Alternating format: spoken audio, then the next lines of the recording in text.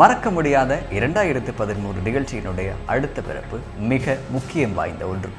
23 ஆண்டுகளுக்கு பின்பு தமிழ் மக்களின் வரலாற்று சரித்திரத்தில் முக்கியத்துவம் வாய்ந்த ஒன்று 2013ஆம் ஆண்டு நடைபெற்ற வடமாகாண சபை தேர்தல். வடக்கு மாகாண சபை என்பது இலங்கையின் வடக்கு மாகாணத்திற்கான சட்ட வாக்காவையாகும். இலங்கை அரசியலமைப்பின்படி வடமாகாண சபை வடக்கு மாகாணத்தின் விவசாயம், கல்வி, சுகாதாரம், வீடமைப்பு திட்டம், உள்ளூராட்சிகள், போக்குவரத்து, சமூக சேவை போன்றவற்றின் நிர்வாகங்களை உள்ளடக்கியது வடக்கு மாகாண சபை. இவ்வடக்கு மாகாண சபையில் 38 பேர் தேர்தல் மூலம் தேர்ந்தெடுக்கப்படுகின்றனர். இச்சபையானது முதலாக தேர்தல் செப்டம்பர் மாதம் 21ஆம் தேதி 2013 அன்று நடைபெற்றது. 1988ஆம் ஆண்டு பிப்ரவரி மாதம் 3இல் 9 மாகாண சபைகள் உருவாக்கப்பட்டன. இந்த 9 மாகாண சபைகளில் இலங்கை இந்திய ஒப்பந்தத்தின்படி கிழக்கு மற்றும் வடக்கு மாகாணங்கள் ஒன்றிணைக்கப்பட்டு ஒரு நிர்வாகத்தின் கீழ் கொண்டு வரப்பட்டது. பின்னர் 2007ஆம் ஆண்டு ஜனவரி 1ஆம் தேதி வடக்கு கிழக்கு மாகாணம் இரண்டாக பிரிக்கப்பட்டது. கிழக்கு மாகாண சபை மத்திய அரசின் கீழ் கொண்டு வரப்பட்டு 2008 மே மாதம் 10ஆம் தேதியில் முதலாவது தேர்தல் நடைபெற்றது.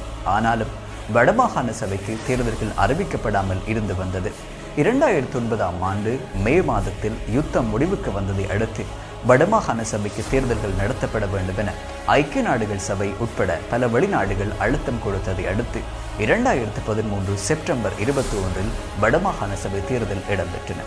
இதில் தமிழ் தேசிய கூட்டமைப்பு எதிர்பார்த்ததை விட அதிக வாக்குகளான 3,53,595 வாக்குகளை பெற்று 30 ஆசனங்களை கைப்பற்றி ஆட்சி அமைக்கின்றது. முதலமைச்சராக கௌரவ சி.வி. விக்னேஸ்வரன் ஐயா 1,32,255 விருப்பு வாக்குகளை பெற்று முதலாவது வடமாகாண சபையின் முதலமைச்சராக தெரிவு செய்யப்பட்டார். 1939ஆம் ஆண்டு அக்டோபர் மாதம் 23ஆம் தேதி பிறந்த இவர் 1979ஆம் ஆண்டு மே மாதம் 7ஆம் தேதி நீதித்துறையில் இணைந்தார். ஆரம்பத்தில் மட்டக்களப்பு, சாவகச்சேரி, மல்லாகம் ஆகிய நீதிமன்றங்களில் நீதித்துறையின் நடுவராகவும் மாவட்ட நீதிபதியாகவும் பணியாற்றினார்.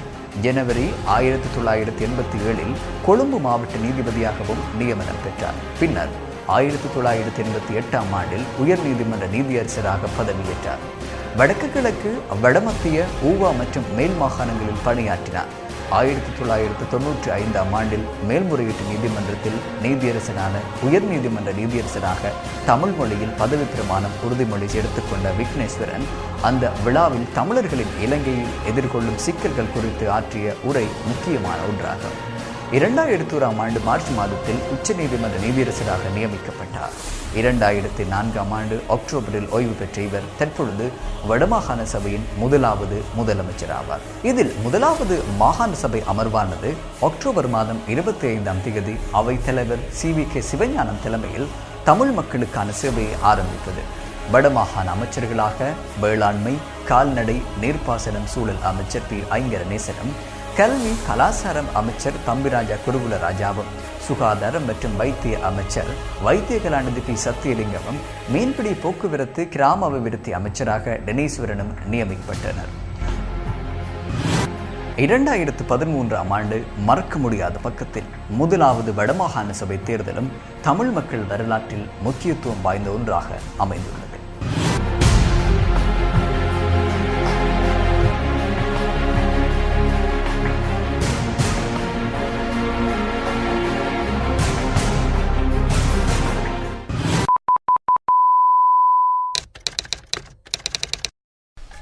மறக்க முடியாத 2013 நிகழ்ச்சியில் அடுத்த அம்சமாக நாங்கள் பகிர்ந்து கொள்ள இருப்பது கல்வி தொடர்பாக. இந்த நாட்டில் முக்கியத்துவம் வாய்ந்த ஒன்று கல்வி. எல்லோருக்கும் மிகவும் முக்கியமான ஒன்றாகும். இதில் கடந்த 2013ஆம் ஆண்டு நடைபெற்ற புலமை பரிசில் பரீட்சையில் அகில இலங்கை ரீதியில் தமிழ் மொழி மூலம் யாழ் மாவட்டத்தில் முதலிடம் பிடித்திருக்கின்றார் பரமானந்தன் தனுராஜ்.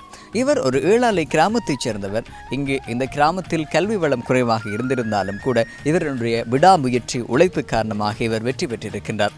இந்த கிராமத்திலேயே முதலாக இந்த பாடசாலையே தெரிவு செய்யப்பட்டிருப்பது என்பதை ஞாபகப்படுத்திக் கொள்ள வேண்டும்.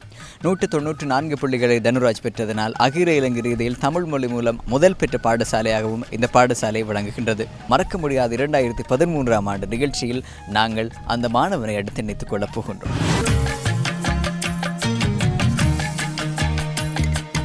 பள்ளிக்கூடம் நான் போகையில பம்பரமா தினம் ஓடுவேண்டா. வாத்தியார நான் பார்க்கையில வணக்கம் சொல்லி நல்லா பாடுவேண்டா. அந்த கால படிப்பை எல்லாம் படிக்கதாண்டா பார்த்தேன். நாம் படிக்க நினைச்சதெல்லாம் நீ படிக்கணும். என்னுடைய கவலையெல்லாம் நீங்க போக்கணும். உங்களை பெத்ததே சந்தோஷம், நான் உங்களை பெத்ததே சந்தோஷம். சிங்கத்தை பெத்ததே சந்தோஷம், 2 சிங்கத்தை பெத்ததே சந்தோஷம். 2013ஆம் ஆண்டு அகில இலங்கை ரீதியாக நடைபெற்ற புலமை பரிசில் பரீட்சையில் இலங்கையில் தமிழ் மொழி மூலமும் யாழ் மாவட்டத்திலும் முதலிடம் பெற்ற பரமானந்தன் தனுராஜ் அவர்களை நாங்கள் இப்பொழுது சந்திக்க போகின்றோம். வணக்கம் தனுராஜ். வணக்கம். 2013ஆம் ஆண்டு நடைபெற்ற புலமை பரிசில் பரீட்சையில் தமிழ் மொழி மூலம் அகில இலங்கை ரீதியிலும் யாழ் மாவட்டத்திலும் தமிழ் மாணவர்கள் ரீதியில் முதலிடம் பெற்று நமது மாவட்டத்திற்கு நீங்கள் புகழ் சேர்த்திருக்கின்றீர்கள். அதற்கு முதலில் எங்களுடைய நிறுவனம் சார்பாக உங்களுக்கு வாழ்த்துக்களை தெரிவித்துக் கொண்டு, இந்த உங்களுடைய வெற்றிக்கு முக்கியமான காரணம் என்று யாரெல்லாம் நீங்கள் குறிப்பிட போகிறீங்க? பாடசாலையில் கற்பித்த பிரதாமேஷ், பத்மநேசன் சார், பிரபாலினி டீச்சர், தரம் 2லேருந்து 4 வரை கற்பித்த கோசலா டீச்சர், தரம் 1 கற்பித்த வசந்தினி டீச்சர், கவிதா டீச்சர், தனியார் கல்வி நிலைய ஆசிரியர் தயானந்தன் சார், வீட்டில் இருக்கிற அக்கா, அத்தை, அப்பா, அம்மா, வெளிநாட்டில் இருக்கிற சுதாக்கா, கண்ணன் மாமா, அத்தான், இவைகள் தான் இந்த கல்விக்கு ஊக்கமளித்தார்கள். இந்த புலமை பரிசில் பரீட்சையில் 194 புள்ளிகளை பெற்று நீங்கள் இவ்வாறு ஊக்கமெடுத்து நிறைய நாட்களாக படித்திருப்பீர்கள். நான் இப்படியாவது முதலிடம் பெற வேண்டும் என்று சொல்லி நீங்கள் இலங்கை ரீதியிலும் தமிழ் மொழி மூலம் முதலிடத்தில் பெறுவேன் என்று நினைத்தீர்களா, இல்லாவிட்டால் யாழ்ப்பாண ரீதியில் பெறுவேன் நினைத்தீர்களா? இதற்கான காரணம் என்ன? நீங்கள் இவ்வாறு ஊக்கமெடுத்து இவ்வளவு புள்ளிகளை பெற்றதற்கான காரணம்? சென்ற வருடம் தமிழ் மொழி மூலம் முதலாம் இடம் பெற்ற அபிராம், அவர் 193 புள்ளிகளை பெற்றார். நான் அவற்றை புள்ளிகளை முறியடிக்க வேணும் என்ற எண்ணத்தில் தான் படித்தேன். நான் ஒரு கிராமத்து பாடசாலையில் படித்து இவ்வளவு முன்னேறி வந்து அகில இலங்கை ரீதியிலும் தமிழ் மொழி மூலம் முதலிடத்தில் பெற்றிருக்கிறீங்க. இதில் வந்து உங்கள்கிட்ட நிறைய பேர்கிட்ட இருந்து உங்களை பாராட்டு வந்திருக்கும் இல்லையா? இப்போ 194 புள்ளிகளை பெற்ற உடனே வந்து நிறைய பேர் உங்களை வாழ்த்தியிருப்பாங்க, எல்லாருமே வாழ்த்தியிருப்பாங்க. அதில் உங்களுக்கு யார் வாழ்த்தினது ரொம்ப பிடிச்சிருக்கு? எனக்கு கற்பித்த ஆசிரியர் பத்மநேசன் சார் என்ற வாழ்த்து தான் மிகவும் பிடித்திருக்கு. சரி, அடுத்து வந்து எதிர்காலத்தில் உங்களுடைய லட்சியம், எதிர்காலத்தில் நீங்கள் என்னவா வரணுமென்று ஆசைப்படுறீங்க, அதுக்கு காரணம் என்ன? நான் எதிர்காலத்தில் ஒரு பொறியியலாளராக வர விரும்புகிறேன். நான் இப்போ நாடு அபிவிருத்தி அடைந்து வருகிறது பார்த்து அந்த நானும் அபிவிருத்தி அடைய செய்ய வேணும் என்ற நினைப்பில் தான் இந்த பொறியியலாளர் தொழிலை விரும்புகிறேன். 2013ஆம் ஆண்டுடன் புலமை பரிசில் பரீட்சை அகில இலங்கை ரீதியாக நடைபெற மாட்டாது என்று பெரும்பான்மையான நிபுணர்கள் அதுபோன்று கல்வி அமைச்சில் ஏராளமான நடவடிக்கைகள் மேற்கொள்ளப்பட்டு இருக்கின்றது. நீங்கள் தான் தமிழ் மொழி மூலம் இறுதியாக 194 புள்ளிகளை பெற்ற மாணவன் என்று நான் நினைக்கிறேன். ஆகவே எதிர்வருகின்ற தம்பி தங்கச்சிகளுக்கு படிப்பில் நல்லா முன்னுக்கு வரணும்னு சொன்னால் என்ன சொல்ல போகிறீங்க? அதிகாலையில் எழும்ப வேணும், பெற்றோர் சொற்படி நடக்க வேணும், ஆசிரியர் பாடசாலையில் கற்பிக்கிறத மிகவும் அவதானமாக செவிமடுக்க வேணும், அதிபர், ஆசிரியர், ஏனைய வகுப்பாசிரியர்கள் அனைவருடைய மதிப்புடனும் மரியாதையுடனும் கதைக்க வேணும். இவ்வளோ தான் நான் சொல்கிறேன். சரி, நீங்கள் வந்து இப்போ 5ஆம் ஆண்டு இங்கே படிச்சிருக்கிறீங்க. அடுத்த 6ஆம் வகுப்பில் வந்து எந்த பாடசாலையில் சேர்ந்து படிக்க போகிறீங்க? யாழ்ப்பாணத்தில் மிகவும் பிரபல்யமான பாடசாலை யாழ் இந்து கல்லூரியில் படிக்க போகிறேன். சரி, இப்போ நிறைய பாடசாலையில் இருக்க பிரசித்தி பெற்ற பாடசாலையில் நீங்கள் யாழ்ப்பாணம் இந்து கல்லூரியில் படிக்க வேணுமென்ற காரணம் என்ன? நான் 2ஆம் ஆண்டிலேயே யாழ் இந்து கல்லூரியை விரும்பினான். சைவ சன்மார்க்க வித்தியாசாலையிலேருந்து 5ஆம் ஆண்டு மட்டுலேருந்து விலகின பிறகு அங்கே தான் படிக்கணும் என்ற நினைப்பில் தான் நான் படித்தேன். சரி, இப்போ நீங்கள் இப்போ வளர்ந்து இப்போ படித்து ஒரு பெரியவனாக வந்தால் உங்களுடைய ஊருக்கு, உங்களுடைய கிராமத்திற்கு என்ன செய்யணுமென்று எல்லாம் யோசிச்சுட்ருக்கிறீங்க? கிராமத்தை அபிவிருத்தியாக்க வேணும். இப்போ இந்த விளையிற காய்கறிகள் எல்லாம் கொழும்பு, நுவரெலியா போன்ற இடங்களுக்கு ஒப்பானதாக இருக்கணும்னு நினைக்கிறேன். சரி, இப்போ உங்களோட பாடசாலையில் வந்து நீங்கள் படிக்கும்போது நிறைய தேவைகள் இருந்திருக்கும், சில தேவை வந்து பூர்த்தி செய்ய முடியாமல் இருந்திருக்கும். உங்களோட பாடசாலைக்கு என்ன வேணும்னு நீங்கள் யோசிச்சிங்க நீங்கள் படிக்கும்போதும், இல்லாவிட்டா எதிர் வேறு காலங்களில் சின்ன தம்பி தங்கச்சியாக்கள் படிக்கிறதுக்கு பாடசாலையில் என்ன தேவைன்னு சொல்ல போகிறீங்க? ஒரு சிற்றுண்டி சாலை, பெரிய விளையாட்டு மைதானம், விசாலமான பூங்கா, இவ்வளோ தான் போகணும்னு நினைக்கிறேன். நீங்கள் இந்த புலமை பரிசில் பரீட்சையில் வெற்றி பெற்றதனால் இலங்கை நாட்டினுடைய ஜனாதிபதி அதிமேதகு மஹிந்த ராஜபக்ச அவர்களை சந்தித்து அவர்களுடைய கையினால் பரிசு பெற்றிருக்கின்றீர்கள். இதற்கு நீங்கள் எவ்வளவு சந்தோஷப்படுகிறீர்கள்? இதற்கு உங்களுடைய உணர்வு அந்த நிமிடத்தில் எவ்வாறு இருந்தது? ஒரு நாட்டினுடைய ஜனாதிபதியை எல்லோராலுமே பார்க்க முடியாது, எல்லோராலுமே சந்திக்க முடியாது. ஆகவே இந்த உணர்வு உங்களுக்கு எவ்வாறு இருந்தது அந்த தருணத்தில்? நமது நாட்டின் ஜனாதிபதி அதிமேதகு மஹிந்த ராஜபக்ச அவர்களை பார்க்குற சந்தர்ப்பம் எனக்கு இதுவரை கிடைக்கவில்லை.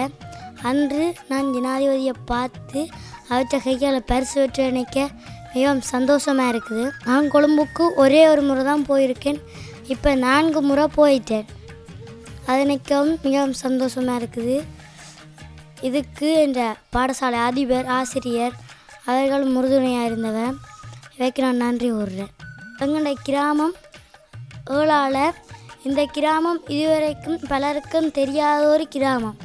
அந்த கிராமம் நம் புலமை பரிசில் பரீட்சையில் சித்தி பெற்று அகில இலங்கையில் முதலாவதாக வந்தபடி, தமிழ் மொழி மூலம் முதலாவதாக வந்தபடியாக ஜனாதிபதியாக போனான். அதற்கு பிறகு நமது கிராமம் அனைவருக்கும் தெரிந்த ஒரு கிராமமாயிட்டுது. அதை நினைக்க எனக்கு மிகவும் சந்தோஷமாக இருக்குது. இதுக்கு இந்த கிராம சமூகத்தினரும் உறுதுணையாக இருந்தவர்.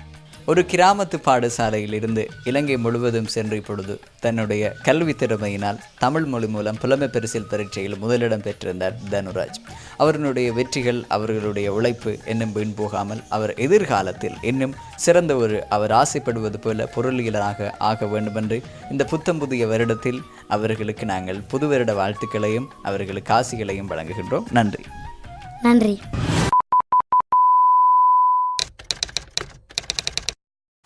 அடுத்து வன்முறை சம்பவங்கள்.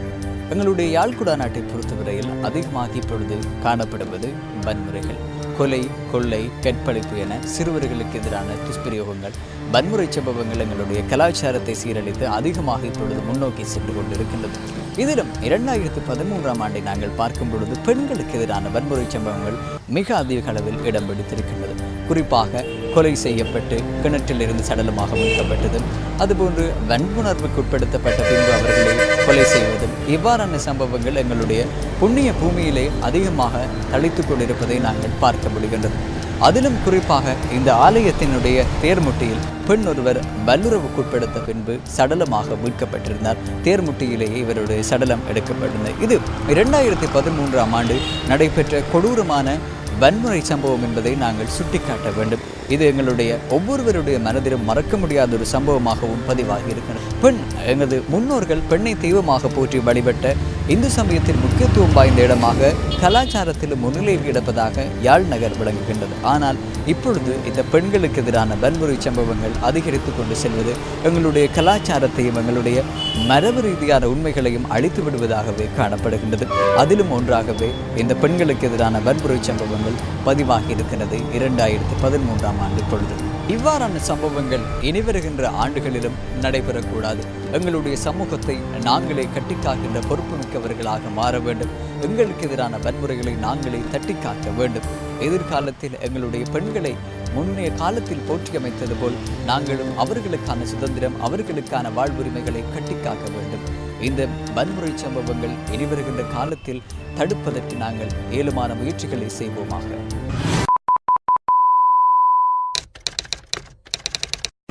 மறக்க முடியாத 2013ஆம் ஆண்டு நிகழ்ச்சியில் அடுத்த அம்சமாக நாங்கள் பகிர்ந்து கொள்ளப் போவது உலகத் தலைவர்களுடைய யாழ்ப்பாண விஜயம் பற்றி பார்க்க போகிறோம். அதிலும் குறிப்பாக யாழ்ப்பாணத்தை பொறுத்தவரையில் 2 முக்கியமான உலகத் தலைவர்கள் வருகை தந்திருந்தார்கள். ஒருவர் ஐநாவினுடைய மனித உரிமை ஆணையாளர் நவநீதம் பிள்ளை அம்மையார், இன்னும் ஒருவர் பிரித்தானியாவினுடைய பிரதமர் டேவிட் கேமரோன். இருவருமே யாழ்ப்பாணத்திற்கு விஜயம் செய்திருந்தார்கள். இதிலும் ஒரு நாட்டினுடைய ஜனாதிபதி அல்லது அந்த நாட்டினுடைய பிரதமராக இருக்கின்றவர்கள் யாழ்ப்பாணத்திற்கு வருகை தந்திருப்பது மிக முக்கியமான ஒன்றாக கருதப்படுகிறது. அதிலும் குறிப்பாக பிரித்தானியாவினுடைய பிரதமர் டேவிட் கேமரோன் இலங்கைக்கு வந்தது முதல் தடவை, அதிலும் யாழ்ப்பாணத்திற்கு வந்ததும் முதல் தடவையாக மறக்க முடியாத 2013 நிகழ்ச்சியில் பதிவாகி இருக்கின்றது. இதிலும் குறிப்பாக யாழ்ப்பாணத்தின் பலிகாமம் வடக்கு பகுதியில் மீள்குடியேற்றப்படாமல் இருக்கின்ற மக்களை அவர்களுடைய முகாம்களுக்கு சென்று அவர்களுடைய தேவைகள் அவர்களுடைய குறைகளை கேட்டறிந்து கொண்டது 2013ஆம் ஆண்டு ஒரு தலைவர் இலங்கைக்கு விஜயம் செய்து யாழ்ப்பாணத்துக்கு விஜயம் செய்த முக்கியமான மறக்க முடியாத அம்சமாக பதிவாகியுள்ளது.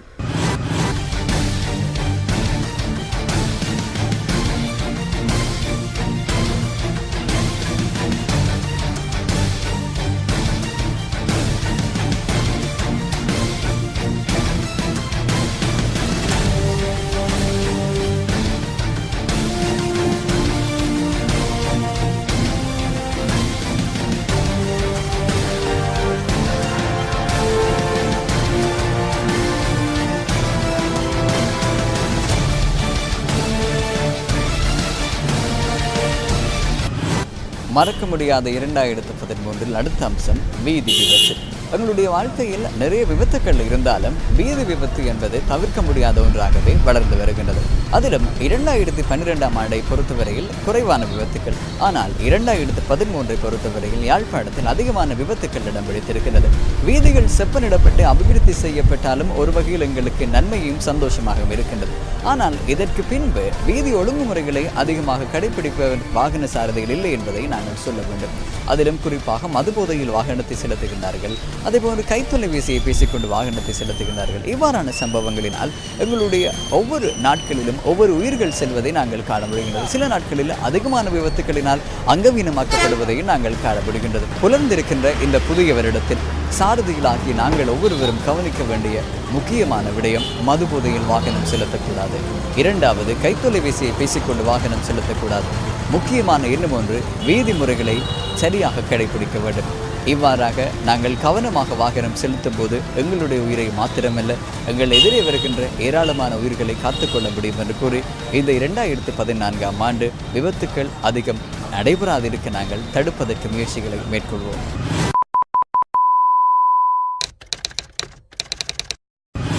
மறக்க முடியாத 2013 இறுதி அம்சமாக நாங்கள் பகிர்ந்து கொள்ள இருப்பது முக்கியமான ஒரு பண்டிகை சம்பந்தமான விடயம்.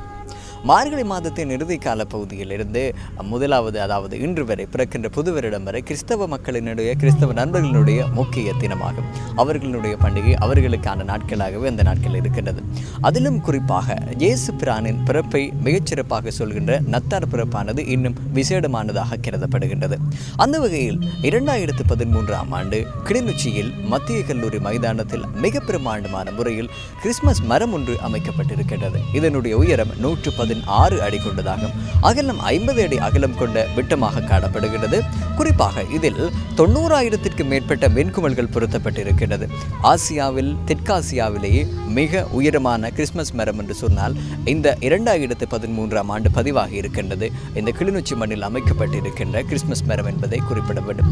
அது மாத்திரமில்லாமல் வடபகுதியிலும் இதுவரை காலமும் அமைக்கப்படாமல் முதலாக இவ்வாறான ஒரு உயரமான கிறிஸ்துமஸ் மரம் யுத்த சூழ்நிலைகள் முடிந்த பின்பு சமாதானமாக எல்லோரும் ஒன்றாக இணைந்து செய்யக்கூடிய வகையில் அமைத்து கிறிஸ்தவ மக்கள் எல்லோரும் சிறப்பாக நத்தார் தினத்தை கொண்டாடுகின்ற நாட்களாக இந்த நாட்களை நாங்கள் காணுகின்றோம். அந்த வகையில் மறக்க முடியாத 2013 அம்சத்தில் 116 அடி உயரம் கொண்ட கிறிஸ்துமஸ் மரம் அமைக்கப்பட்டிருப்பதையும் நாங்கள் நினைவு கூறுகின்றோம்.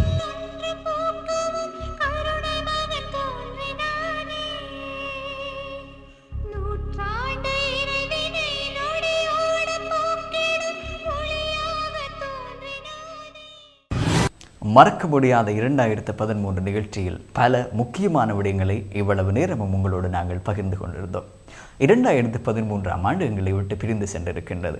ஆனால் அந்த காலத்தில் பல நல்ல விடயங்கள் எங்களுக்காக நடைபெற்றிருந்தாலும் எதிர்மறையான விடயங்கள் சிலவும் நடைபெற்றிருக்கின்றது. ஆகவே புலர்ந்திருக்கின்ற இந்த 2014 எங்கள் ஒவ்வொருவருக்கும் நல்ல பொழுதாக அமைய வேண்டும், நல்லதையே சிந்திக்க வேண்டும் என்று இறைவனை பிரார்த்தித்துக் கொண்டு உங்கள் யாவருக்கும் மீண்டும் ஒருமுறை புது வருட நல்வாழ்த்துக்களை தெரிவித்துக் கொண்டு இந்நிகழ்ச்சிக்கு முற்றுமுழுதாக ஒளியூட்டிய ஒளிப்பதிவாளர் ராஜேந்திரனுடன் விடைபெறப்போவது புலேந்திரன் சுலக்ஷன். மீண்டும் மற்றும் ஒரு நிகழ்ச்சி தொகுப்பில் உங்களை சந்திப்போம்.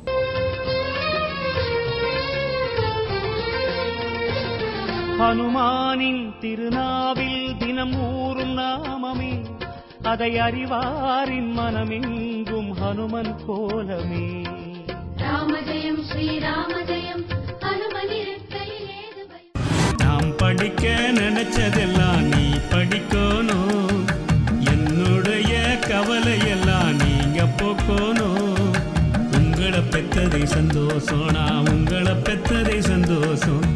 சிங்கத்தை பெத்ததே சந்தோஷம், 2 சிங்கத்தை பெத்ததே சந்தோஷம்.